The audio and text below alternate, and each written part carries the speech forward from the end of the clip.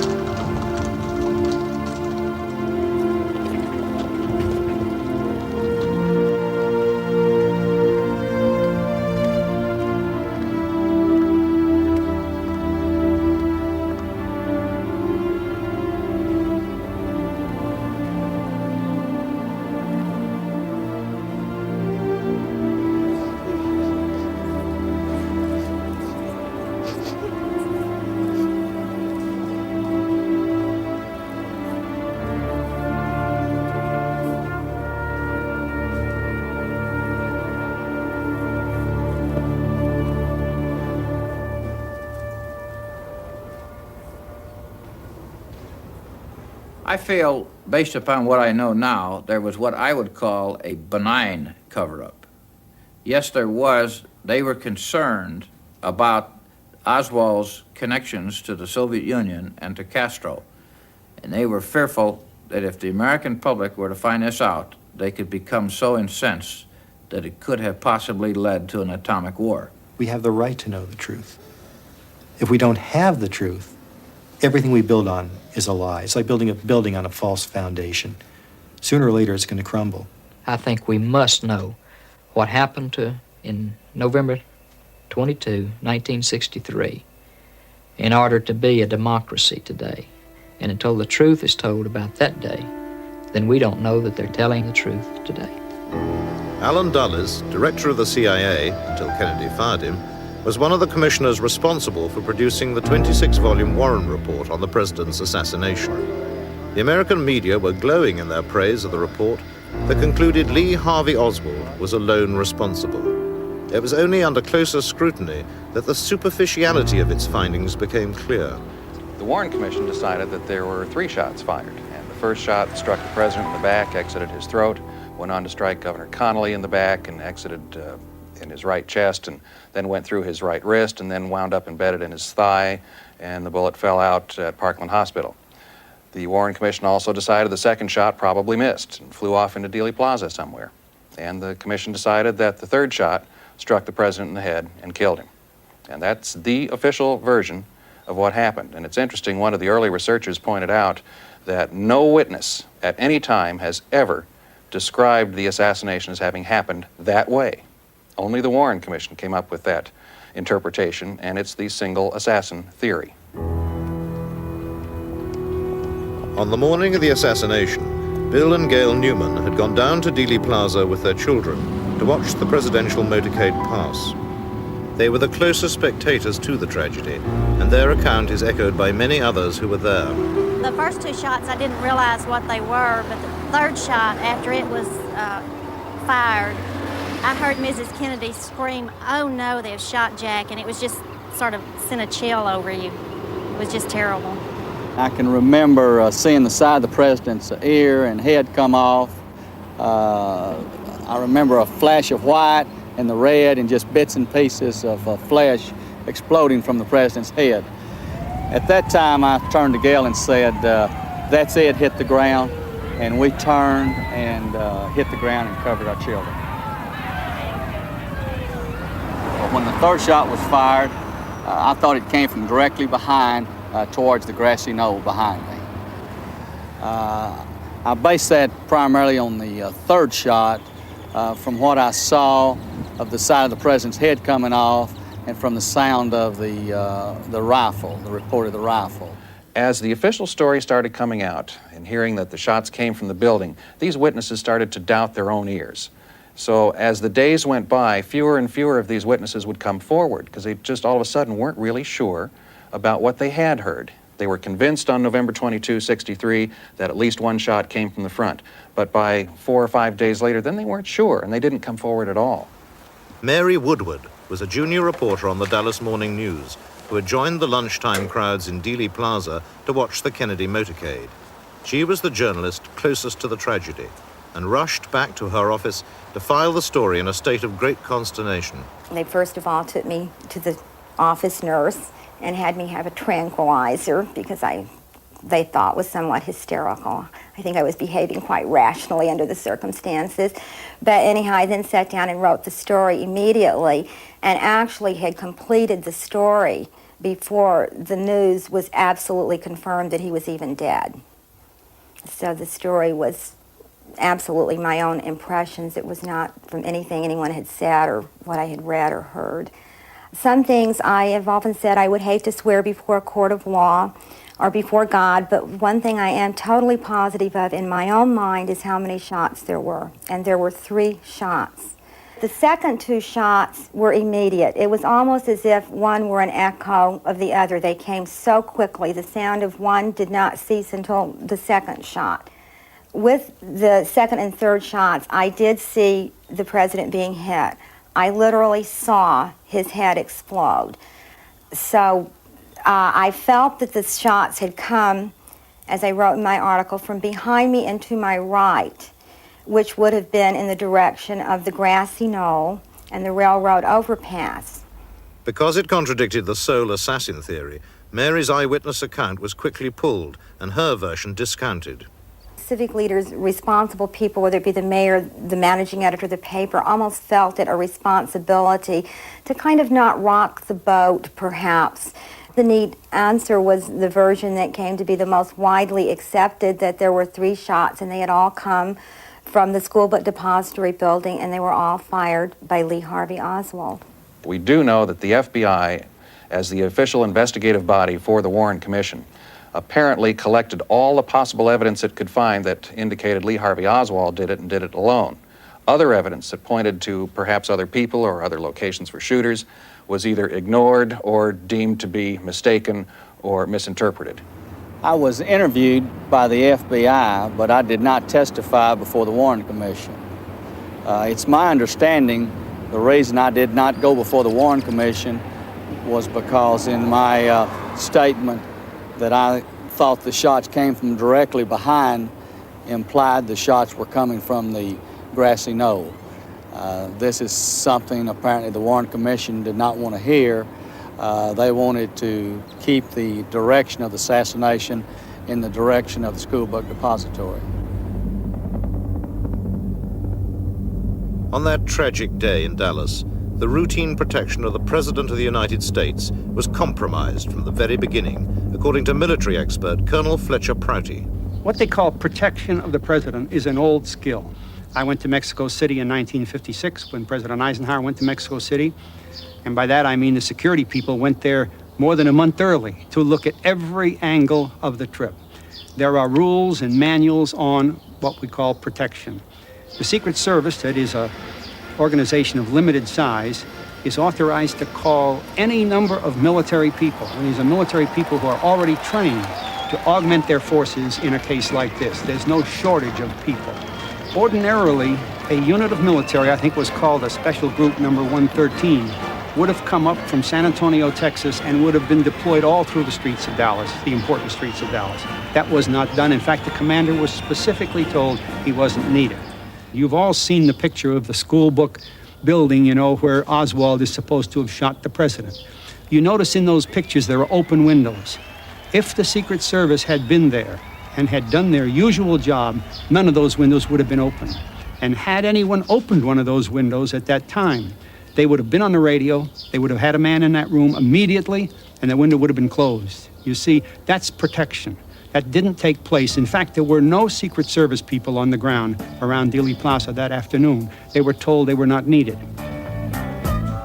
There was further unprofessional conduct concealed at the time.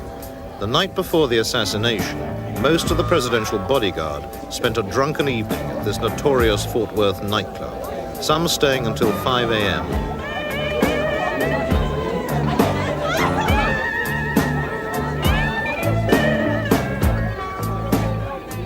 Drinking alcohol while on a tour of duty contravened all Secret Service regulations. it could well explain their failure to react when the deadly shots strafed the presidential car only hours later in what was to be a classic ambush.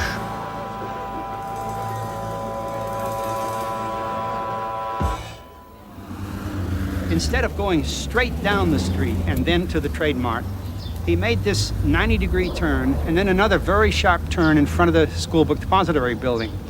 Now, the Secret Service have rules against that.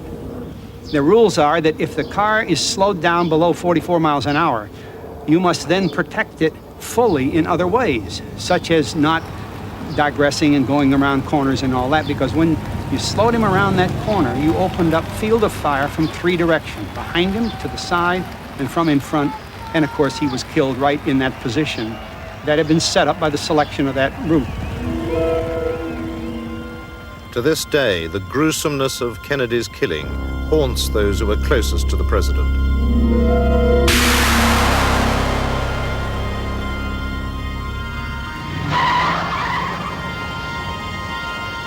Riding a few feet from the limousine was Dallas police outrider Bobby Hargis. There's another motorcycle officer by the name of Buddy Brewer that came up to me and says, "Bob, you have something on your lip." And he took his finger like that, and it was a piece of the president's brain and a piece of his skull bone that had hit me on the lip. The watery blood and stuff that came from his wound had splattered my motorcycle and all over my uniform and my helmet and my face. And all of us felt real bad. Every single soul in the police department felt bad. And you could tell it by just looking at them. That's why I had all the bad dreams. One of the nightmares is as we're turning off of Main Street onto Houston Street, I can see up at the school book depository, I can see something shiny in one of the windows. And then the shine goes off and becomes a gun barrel.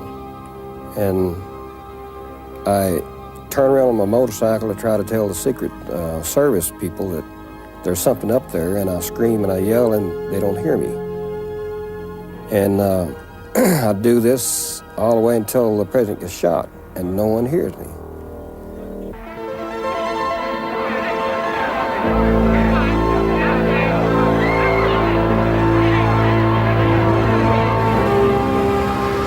In the ensuing chaos, police officers at first acted independently, but within minutes their attention was focused on the Texas School Book Depository building and its open windows. All the floors were systematically searched, but the first hard evidence was discovered in the southeast corner of the 6th floor by Dallas Police Detective Luke Mooney.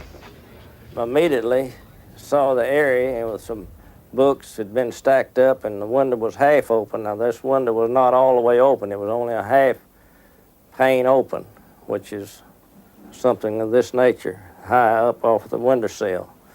And I spotted the spent cartridges.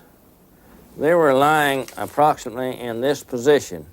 The first one was here, the second one was a foot or so from the other one, and then the third one was over in this approximate position, which the open window was like this, more so to speak, but it's an angle. I secured the area and let no one into that particular spot where the sniper's nest was, where I had seen the spent shells, and someone brought the message up that the president was DOA, was deceased. And at that time, you could have heard a pin drop. You talk about touching your heart, it did. And, pardon me. We were standing there talking and trying to reach our composure, and this wasn't brought out in the statement that there was a book there, and she looked over at it, and the was open, and why on this face of this book was about this size was a picture of Christ. And it says, "Christ leads the way."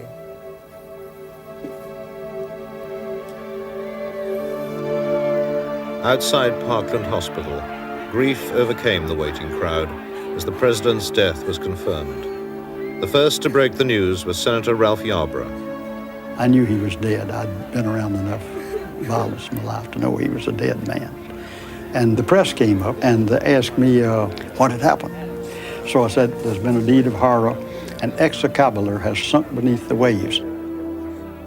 I thought that would tell them, in effect, what had happened without my saying he was dead. We made valiant and unceasing efforts to resuscitate this man who was mortally wounded. And I think had we taken the opposite attack and said, oh, this man is dead, that even today people would be questioning and telling us stories about mortally wounded people who had been resuscitated when all hope was lost. So instead of taking that approach, we took the approach, let's save this man if we can, and we made what would be commendable, I think, even by today's standards, efforts to resuscitate him. State authorities wanted to do an autopsy, which is state law in the state of Texas, and the federal people wanted to take it back to Washington, D.C. And there was a lot of pushing, shoving, cursing. We would try to roll the casket out, someone would grab it and try to roll it back towards the trauma room. This went on for quite a while. It was push and shove type thing. Quite a bit of, like I say, obscene language. I had to hold on to the cross on the casket because of the friction that, where people's pulling it back and forwards. And I was scared to death. I was really frightened.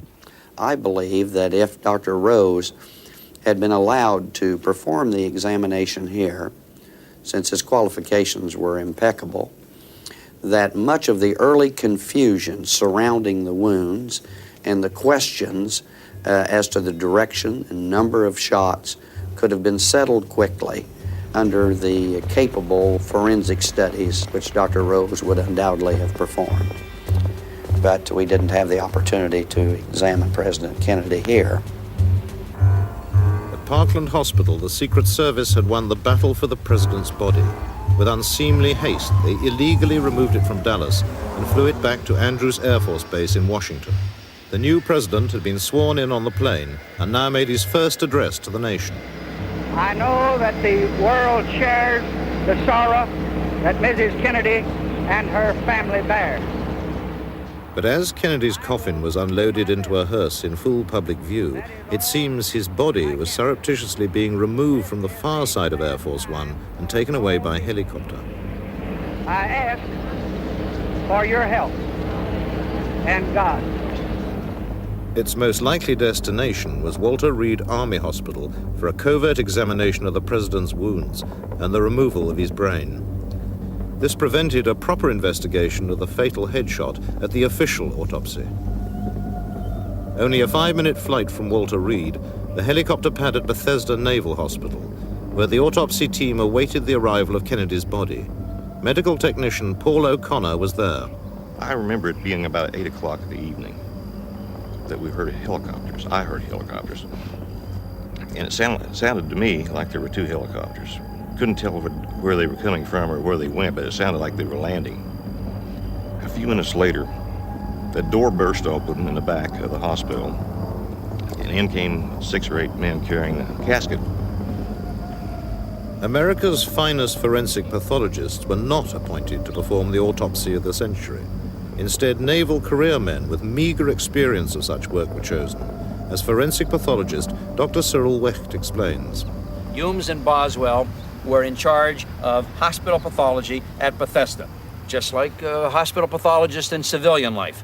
They had had no formal training or experience or practice in forensic pathology. It was incredible that Humes and Boswell should have been selected to perform this autopsy. Actually, these 2 doctors, Dr. Boswell and Dr. Humes, became commanding officers of a particular school, which was the school that I was attending. And their jobs in those days was more administrative than it was actually laying the hands on to people to do autopsies and such. I'd never seen them do autopsies all the time that I was there. As a matter of fact, I never even saw them ever come in the morgue. There were, we know, about 33 people officially logged in the autopsy room that night. We know that there was an admiral, there was a general, there were FBI and Secret Service people. And these people, Humes and Boswell, were career military people, just a couple of years shy of retirement. They were not about to stand up and say to their superior officers, we're going to do it our way. No way would they say that. There were kind of mysterious civilian people in civilian clothes were there. It seemed like they commanded a lot of respect and attention. Sinister-looking people. That they would come up and look over my shoulder, or look over Dr. Boswell's shoulder, and run back, and they'd have a little conference in the corner. And then all at once there's an order comes down and says, stop what you're doing and go to the other procedure. And that's the way it was all night. And we just jumped back and forth, back and forth. There was no smooth flow of the procedure at all. So we see that Humes and Boswell were indeed controlled, and we know from their own records that they, Humes and Boswell, were not professionally competent and expert in the realm of forensic pathology. And that's how you got a botched, horribly inadequate, inept, inadequate, superficial medical legal autopsy in the case of John F. Kennedy. But manipulation of the evidence did not end with the legal autopsy. The National Archives in Washington received a metal tray containing all the vital medical materials relating to the case, including the president's brain. An inventory check 3 years after the assassination revealed that these items had vanished. In that inventory of October 30th, 1966, that metal tray containing the brain and the Kodachromes and the microscopic autopsy tissue slides are no longer listed. So somewhere between April of 65 and the end of October 66, these things were literally taken, illegally, stolen, removed from the National Archives. And to this day, as we sit and talk, nobody in the United States government has ever accounted for these missing items. Can you imagine? Can you imagine what this would mean in a routine murder case? I can tell you, as a forensic pathologist testifying in a courtroom, if I came in a murder that not many people cared about, and the other side was asking, where is the brain, and did you examine it, and what did you find, and so on, and I said, well, I chose not to examine it. Where is it? Can you examine it today, or our experts want to examine it? Well, I don't have it any longer. It was discarded, or so on. You know what would happen to that case, probably? The judge would throw it out of the courtroom. But in this case, the government hasn't been concerned, and my colleagues in forensic pathology were not concerned. And yet there's not one of them would ever tolerate that kind of aberrant, unacceptable, unethical, immoral, and illegal procedure or policy in his own office. Not one of them. But in this case, it just rolls off their back, along with the acceptance of the single bullet theory and all the other things. In the confusion following the assassination, the police arrested a dozen suspects in and around Dealey Plaza. All were later released. 3 of those taken into custody were discovered in the marshalling yards close to the book depository, hiding in a railroad boxcar which was about to leave the area. No official record exists of who they were or what they were doing, yet their arrest was widely photographed by the press. They have become known as the Three Tramps. It was determined in late 1970s and early 1980s that one of the three tramps, the taller of the three, bore a striking resemblance to a man by the name of Charles V. Harrelson, who was convicted of killing a federal judge in San Antonio, Texas. A man who claims to have killed at least 5 people previously, has been tried for some of those, and a man who has all of the right connections.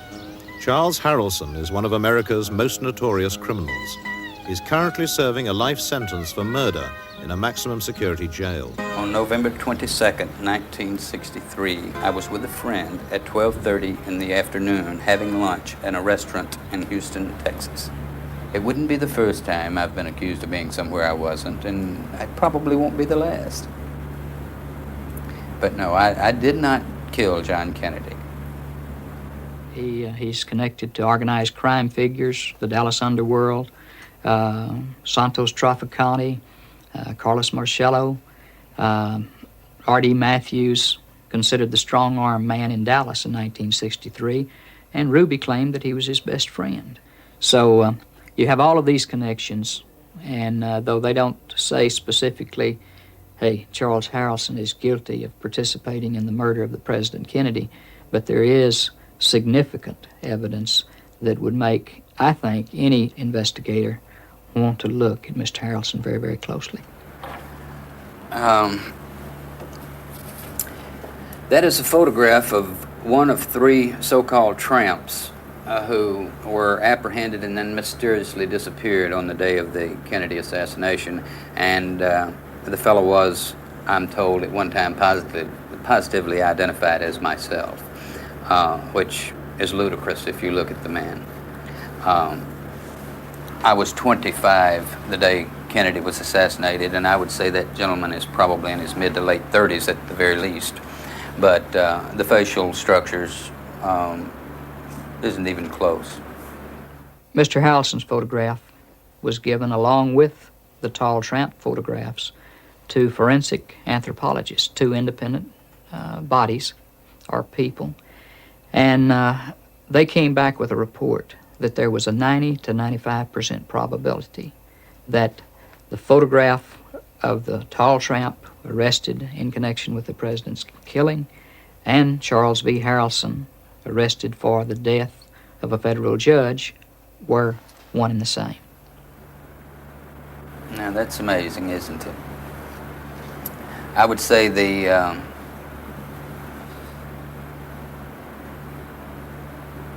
that is closer, much closer, but I'm sure that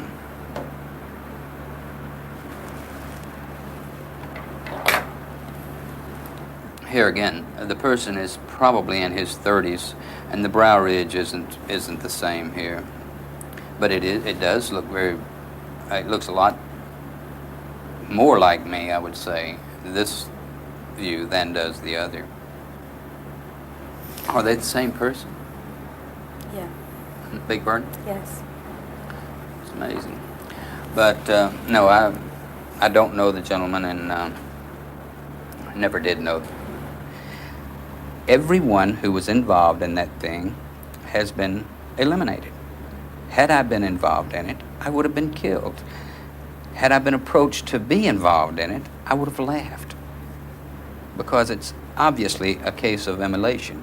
You're going to destroy yourself by doing something like that, because the agency involved in carrying out this assassination cannot have someone with first-hand information regarding the assassination. No way.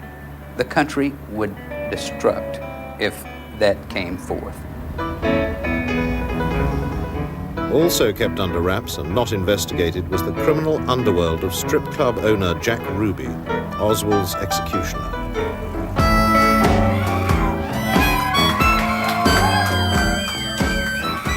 Vital areas of his illicit operations in Dallas, New Orleans, and Cuba went unexplored by the Warren Commission. But Ruby's twilight world held many of the secrets behind the assassination. At Parkland Hospital, minutes after the tragedy, one member of the press corps who knew Jack Ruby well was to have an extraordinary encounter. Reporter Seth Cantor. Just after I entered, there was a group of nurses and doctors standing around with a lot of concern, and Jack Ruby came up to me. He said something to the effect that, "Isn't this just terrible?" And he looked as if he was extremely distressed. I shook hands with him, and I had known him previously. And Ruby asked me what I thought about his closing his places of business for a day or two out of concern for what had happened. And I told him I thought that was a good idea, and to please excuse me, I had to go on. I guess that encounter with Ruby took maybe 25, 30 seconds. It was very clear to me who I had talked to and who I had called by name and who had called me by name and who I had shaken hands with and everything. But when the Warren Commission report came out, they said that probably under the stress of everything that was going on, that I most likely was confused and that I talked to Ruby at the police station several hours later. Ruby denied he'd been at Parkland, and the Warren Commission believed him rather than Seth Cantor.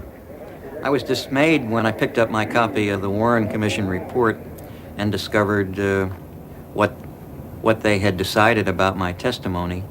And among other things, I immediately began to wonder, who else they had talked to, who they chose not to believe, and why. A pristine bullet, which the commission was to allege had wounded both Kennedy and Connolly, magically appeared on a stretcher at Parkland. Jack Ruby's coincidental appearance inside the hospital was not the only fact the commissioners chose to ignore. They certainly didn't want to go into the fact that members of the United States underworld were dealing with the CIA in connection with plans to get rid of Castro.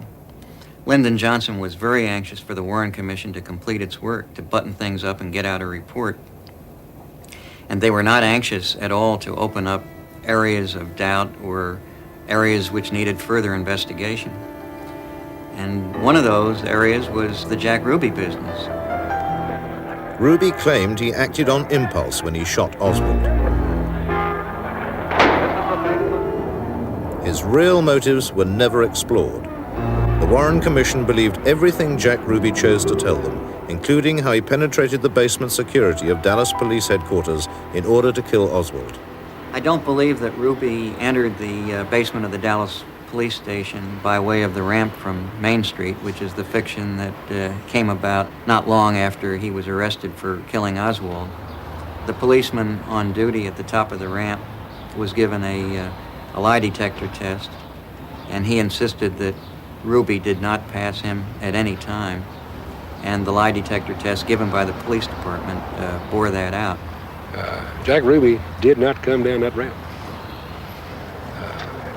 I'll go to my grave saying he didn't come down that ramp. If anybody could have ever proved to me beyond a reasonable doubt that he came down that ramp, I feel that I was man enough to admit that, yes, maybe I made a mistake or was negligent in some area. But no, nobody's ever proved that to me, and I'll go to my grave saying that man did not come down that ramp. Only 4 minutes before he gunned down Oswald in the basement, Ruby had been at the Western Union office on Main Street, cabling money to one of his strippers. According to the commission account, he then walked down the street and simply slipped down the basement ramp unnoticed by Officer Vaughan, a view denied by researcher Larry Harris.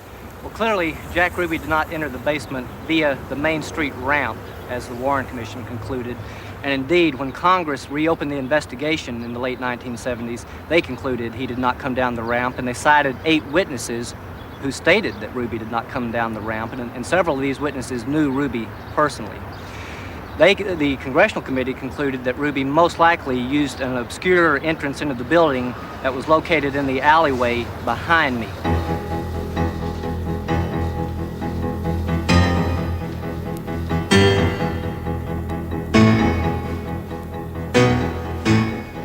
From there, he would have proceeded into the lobby to an unlocked door that led directly into the basement.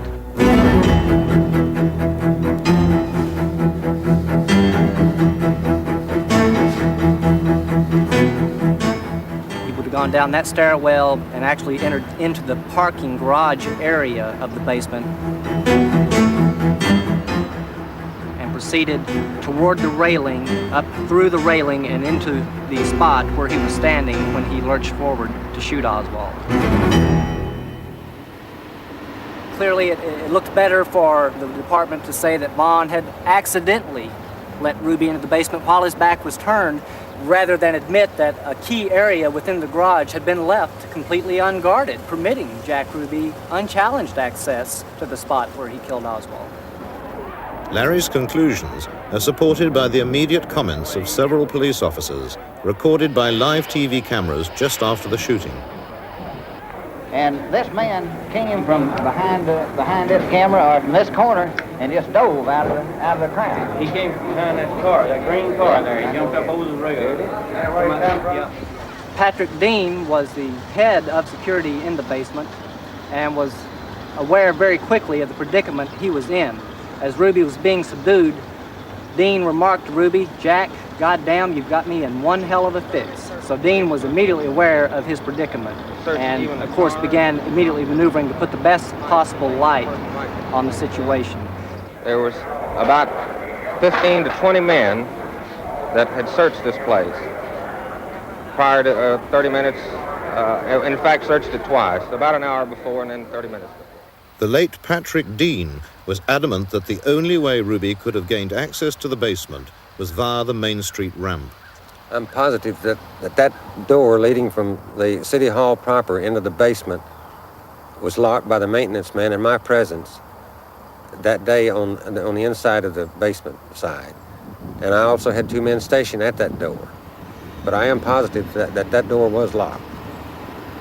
Now, that door possibly could have been opened by someone from the other side. However, no one did come through there because, as I say, 2 men were stationed there as guards for that particular door that led from the City Hall proper to the basement. 2 reserve officers who'd been stationed there earlier that morning had been reassigned to points outside the building directing traffic, so that this left an area of vulnerability from the stairwell to the point near the railing where Ruby shot Oswald. The police blundered with Oswald's murder, but the security of the president had been a Secret Service responsibility. The Dallas police had been powerless to prevent the assassination. They were also powerless in carrying out a proper investigation afterwards. We have the evidence, they claim, of 3 bullets being fired at the president, 1 hitting the Governor Connolly.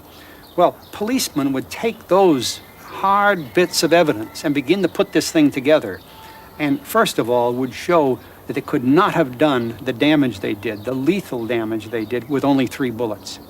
If you come to this conclusion and you do it accurately by physical evidence, you throw the entire Warren Commission report out.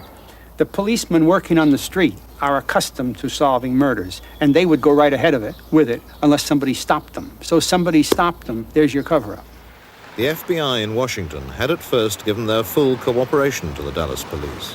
Their field agent in Dallas, in charge of the Oswald file prior to the assassination, was James Hosty. He was directed to help the police in their initial interrogation of Oswald. But within hours, these orders were changed. I was approached by one of the senior agents from the counterintelligence squad and was told that there were now new orders and I was not to talk to Oswald anymore and I was not to cooperate with the police department in any manner concerning Oswald's background. I have since determined that those orders came directly from Assistant Director William Sullivan, who was in charge of the Foreign Counterintelligence Squad. He was also the person who had direct liaison with the National Security Council. The National Security Council is the President, the Vice President, the Secretary of State, and the Secretary of Defense. That's about as high as you can get. Hosty's Washington superiors knew much more about Oswald than they were willing to divulge. Consequently, his surveillance of Oswald had also been based on incomplete information. I was not aware of the fact that President Kennedy, through the CIA, was attempting to overthrow Castro, and that Fidel Castro had threatened President Kennedy. Had I known this, I would have immediately been concerned about Lee Oswald because we knew he was pro-Castro. Had I known this, then we could have put a whole different light on the situation. It was here in Neely Street that Hosty first attempted to contact the Oswalds in March 1963. His visit was routine because of their links with Russia. But they had moved on. Later in the year, Hosty spoke to Marina alone, prompting an angry note from Oswald, hand-delivered to the FBI 3 weeks before the assassination. The note, which I subsequently determined was from Lee Oswald, was unsigned. It was quite short. It just said, if you want to talk to me, come talk to me. Don't bother my wife. I don't want you talking to her without my being there. If you don't cease and desist on this, I will take this up with the proper authorities, or words to that effect. I had thought it was somebody else at first and just put it into my file drawer until I had a chance to look into it further. Late on the afternoon of November 24th, the day Oswald was killed, I was told by Supervisor Ken Howe to go to the office of Gordon Shanklin, the agent in charge of the Dallas office. He wanted to see me. I was called in there, and Gordon Shanklin reached down into one of his desk drawers and took out the note and handed it to me and said, "Here, I don't want to ever see this again." He said, "Oswald is dead now. There can't be any trial." Now, this was the reason why it was legal to get rid of this note at this time, since there was no trial and President Johnson was adamantly opposed to any hearings. The FBI then felt it was all right to dispose of this note. I then tried to tear it up and throw it in the wastebasket. Gordon Shanklin said, "Don't get it out of here. I don't want to ever see it again." So I then took it out, and I was going to burn it, but that would have been a little bit messy, so I thought it would be much easier to flush it down the toilet, and that would get rid of it permanently.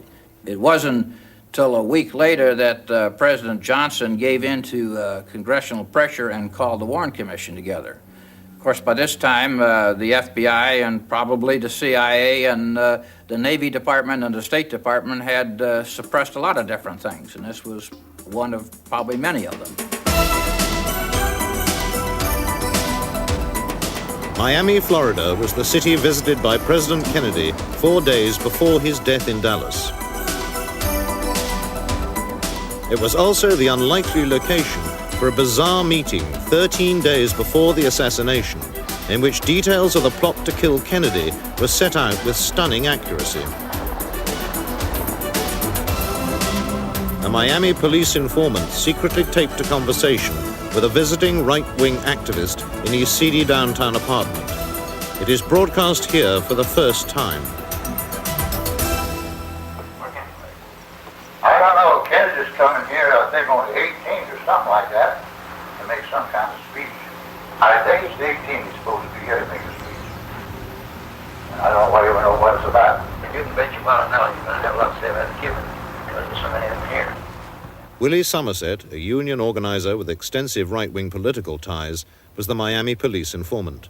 Joseph Miltier was the wealthy, rabble-rousing racist from Quitman, Georgia. In charge of the surveillance operation was Miami detective Everett Kay. Well, we had to set up the tape recorder in Somerset's apartment in order to make the recording where he met with this other man, Miltier. In order to do so, it was a very large tape recorder that was made especially for intelligence work, weighing approximately 40 pounds.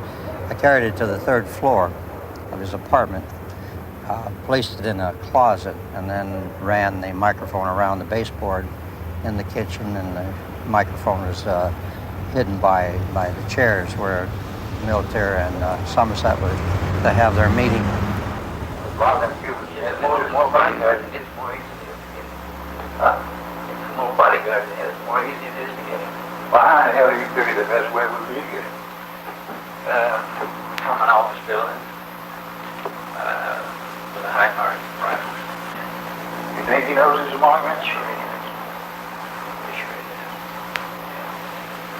And they're going to really try to kill him. Get this Kennedy, I'll tell you, it's going to be a hard proposition, I believe. Now, you may haven't figured out to get him, you may have figured out to get him in office building that, but I don't know how them Secret Service, they never cover all them office buildings and anywhere he's going. Do you know whether they do that or not? Well, if they have any suspicion, they would, of course. But that suspicion, the chance are they would have to take him out there, take it up there in pieces, assemble it, take it out in pieces.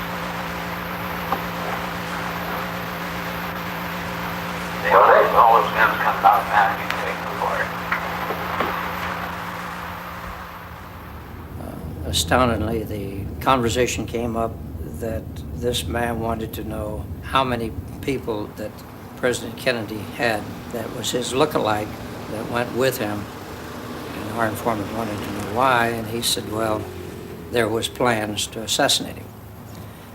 The further conversation on the tape revealed that the assassination was to take place from an office building with a high-powered rifle. There is no particular city mentioned, or was there any particular person mentioned that was to do the assassination? The tape was made on November the 9th, and John F. Kennedy, President Kennedy, was due in Miami on the 18th of November of 1963. So the close proximity of the tape being made and his visit made quite a few changes in the security. They changed the motorcade, and I believe that he was helicoptered, and rather than have a motorcade. Additional men were secured. Everyone was made aware that there may be a problem, so there was a drastic change in the procedures. He wasn't as accessible in this city as he might have been in the past. Boy, if that Kennedy gets shot, we gotta know where we at. Yeah, but you know, boy, that would be a real shame if they do that. There wouldn't be any stone unturned there. Oh, no way. Oh, hell no. And they'll pick up somebody within an hour of that. And they might get what happened. Oh, yeah. Just do that. Throw the public off. Yeah, that's right. Well, somebody's gonna have to go to jail if he gets out. Miltier later boasted to Somerset that he went to witness the assassination in Dallas. The question was Joseph Miltier in Dealey Plaza? Was he in Dallas to witness the execution of the president? And if so, was he photographed? I looked at some of the photographs of the crowd, combed the photographs of the crowds in Dealey Plaza around Houston Street and Elm Street. And I did find in several photographs of one spot on Houston Street a white-haired man who looked amazingly like Joseph Miltier. In my opinion, given the measurements of the ears, the eyes, the nose, the mouth, I'm convinced that the man in the photographs is Joseph Miltier. We know that he made a phone call from Dallas to Willie Somerset, the informant, that day, saying that President Kennedy would never again return to Miami. Therefore, it is likely that he was there. And given the nature of this and the way Miltier felt about the president, it seemed very likely that he would indeed be in Dallas. We thought we did a good job and was very grateful the fact that it did not happen in Miami. It could have very well happened in Miami, as it did in Dallas.